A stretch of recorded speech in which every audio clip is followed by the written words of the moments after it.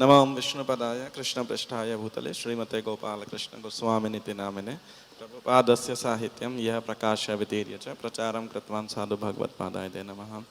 तो आज हम हमारे गुरु महाराज की व्यास पूजा मना रहे हैं, तो बहुत ही मिक्स्ड फीलिंग्स हैं।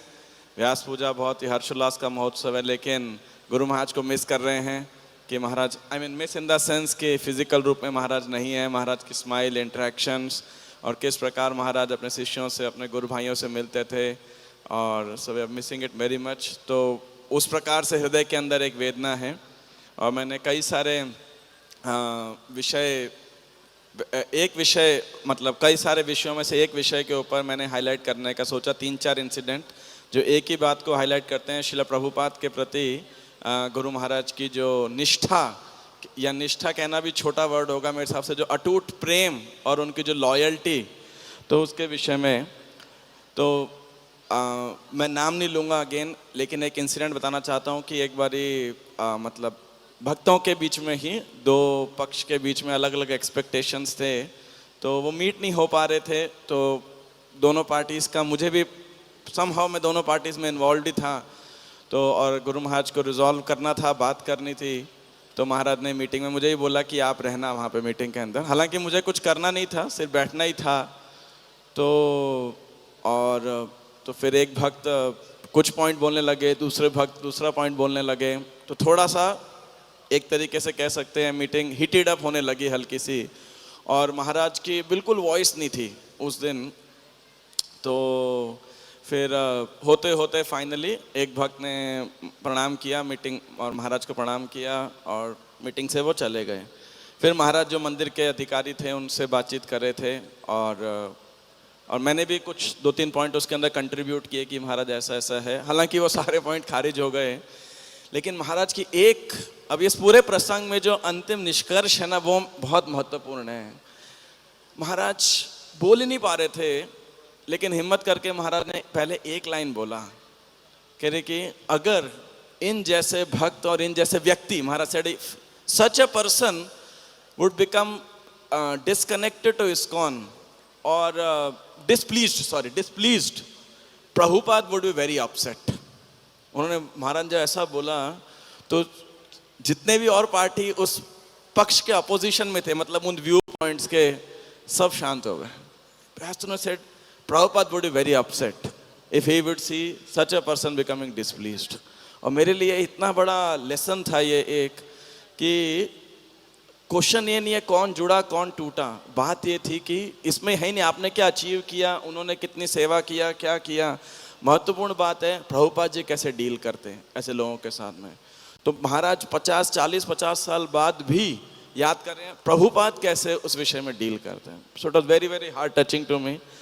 एक और भक्त, अगेन नाम नहीं लूँगा, तो वो युवा हैं, मेरे से भी उम्र के अंदर कम है। तो 3 दिन लगभग उनको महाराज का फर्स्ट टाइम संग प्राप्त हुआ, बाद में और भी दिन का प्राप्त हुआ।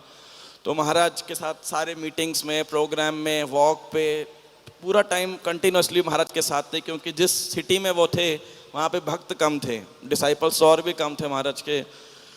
तो वो पूरा दिन रनिंग अराउंड करते करते 3rd डे बिल्कुल ऐसी हालत हो गई उनकी कि बिल्कुल बेहोशी की हालत, सर चकरा रहा है उनका। तो उन्होंने महाराज को बोला, Maharaj I am so young physically compare to, but I feel so exhausted of, drained of all the energy, के मेरे अंदर कुछ शक्ति नहीं बची है, और आप बिल्कुल वैसे के वैसे ही हो every day. Maharaj again he said we felt the same when we were with Srila Prabhupada.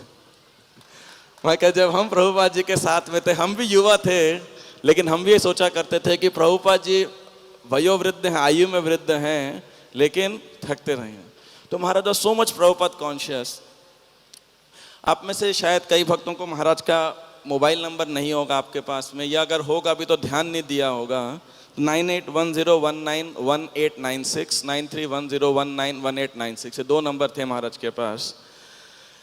मुझे एग्जैक्टली नहीं पता कौन से सेक्रेटरी ने ये बात कही थी, लेकिन उन्होंने बोला एक बार महाराज को विदेश में नंबर चेंज करना था। तो उन्होंने बोला ठीक है वहाँ दूसरा नंबर लेके आते हैं। लेकिन फिर महाराज ने बोला नहीं नहीं नहीं, ये नंबर की खास बात है। क्या खास बात है?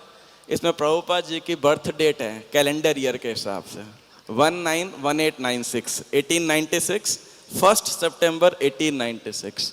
है ना। तो दोनों नंबर्स के अंदर जो है ये है महाराज की गुरु निष्ठा, जो है गुरु के साथ में प्रेम, कि गुरु की हर संबंधित वस्तु के साथ में महाराज को इतना अत्यधिक प्रेम था। और लास्ट के 1.5 साल के अंदर, 2 साल के अंदर लगभग मुझे कंस्ट्रक्शन, लैंड और लीगल डीलिंग, ये वो सब के बारे में महाराज को बहुत बार रिपोर्ट देना होता था।